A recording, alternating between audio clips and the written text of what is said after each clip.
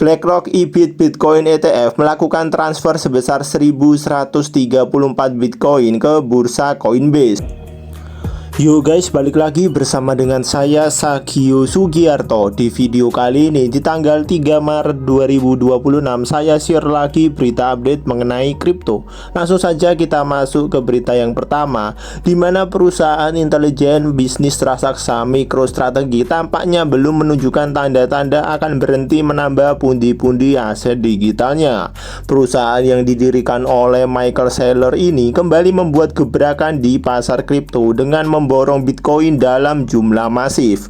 MicroStrategy mengonfirmasi telah menggelontorkan 204 juta dolar sekitar 3,4 triliun untuk menambah 3.015 Bitcoin ke dalam cadangan perusahaan dengan harga rata-rata pembelian 67.700 dolar per koin. Langkah ini semakin memperkuat posisi MicroStrategy sebagai perusahaan publik dengan kepemilikan Bitcoin terbesar secara global.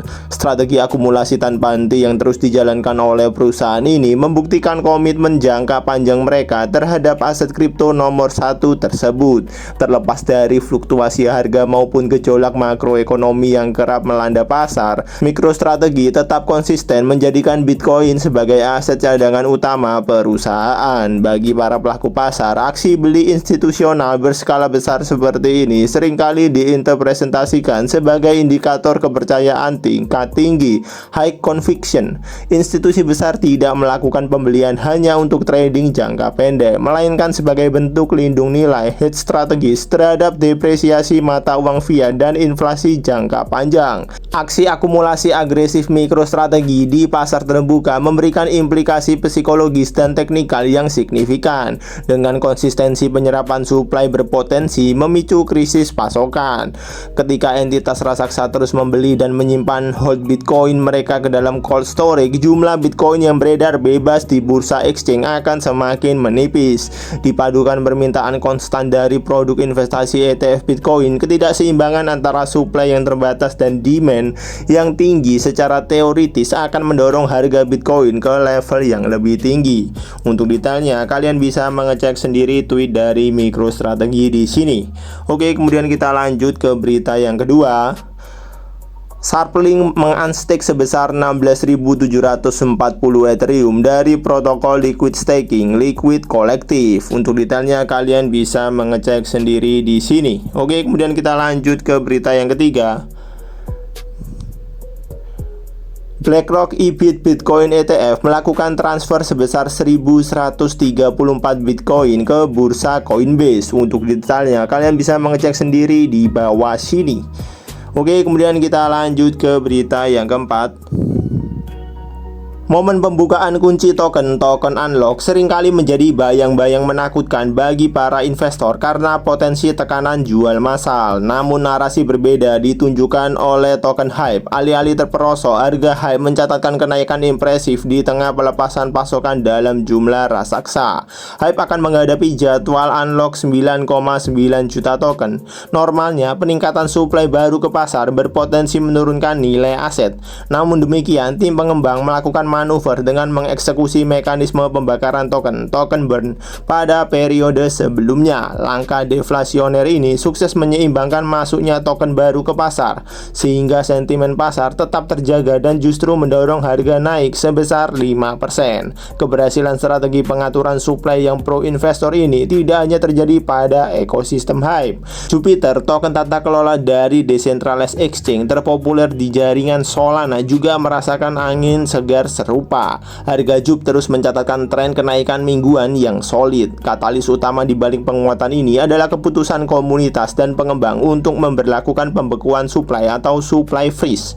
Kebijakan ini secara efektif menghentikan percetakan token JUP baru untuk sementara waktu, menciptakan efek kelangkaan yang sangat diminati oleh para trader di tengah tingginya volume transaksi di ekosistem Solana.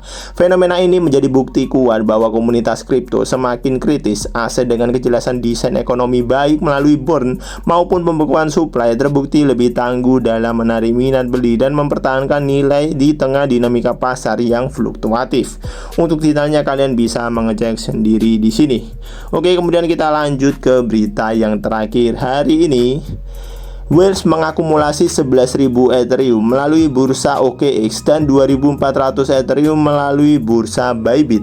Untuk detailnya kalian bisa mengecek sendiri di bawah sini. Oke, kemudian saya share juga mengenai data likuidasi dalam 24 jam terakhir. Kurang lebih ada sebanyak 108.086 trader yang dilikuidasi dan total likuidasi mencapai 373 juta dolar. Mayoritas yang kena likuidasi ada di exchange Binance, Bybit, dan juga DEX Hyperliquid.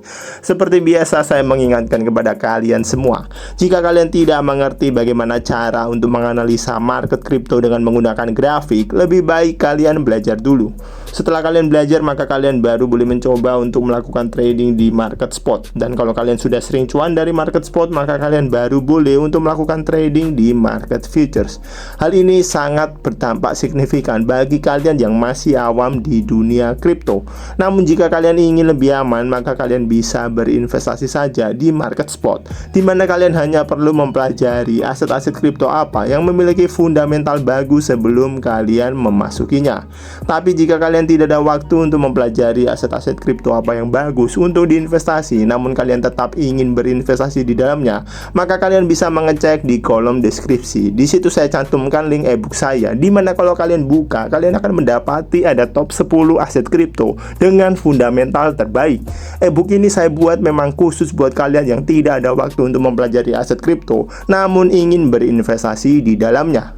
Oke, kemudian kita langsung saja lanjut ke kondisi market kripto hari ini di tanggal 3 Maret 2026. Kalau kalian melihat di sini dalam 24 jam terakhir, Bitcoin cenderung mengalami kenaikan lagi sebesar 4%. Sehingga kalau kalian melihat aset kripto yang lain juga mengalami hal yang sama, yakni kenaikan. Ethereum berada di area 34 juta, BNB di area 10,8 juta, XRP 23.000, Solana 1,4 juta. Tron kemudian berada di area 4.700, ada berada di area 4.600-an, kemudian dan masih banyak lagi aset kripto yang lain juga mengalami kenaikan. Ya, mungkin itu saja video kali ini di tanggal 3 Maret 2026, dan besok di tanggal 4 Maret 2026 saya akan update lagi berita kripto dan juga kondisi market kripto. Jika video ini bermanfaat buat kalian, maka kalian bisa share video ini. Jika kalian ada pertanyaan terkait aset kripto, kalian juga bisa bertanya di kolom komentar. Saya Sagius Sugiarto pamit, see you in the next video and God bless.